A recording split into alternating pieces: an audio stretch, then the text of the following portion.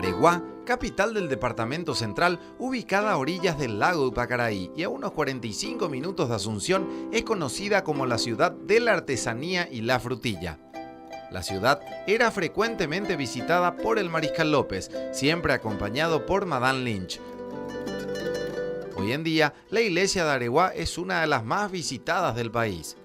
Conocimos uno de los logros más grandes de la ciudad, la bioescuela popular El Cántaro, hecha completamente de elementos reciclados. La escuela cuenta con la biblioteca El Tatacuá, que lleva ese nombre por su forma similar a la del horno paraguayo. Actualmente, dicha biblioteca cuenta con más de 3.000 ejemplares disponibles para el público. Además, no podíamos dejar de visitar el castillo de Carlota Palmerola, inspirado en los castillos medievales, una de las construcciones más impresionantes de Areguá, declarado Patrimonio Cultural de la Nación.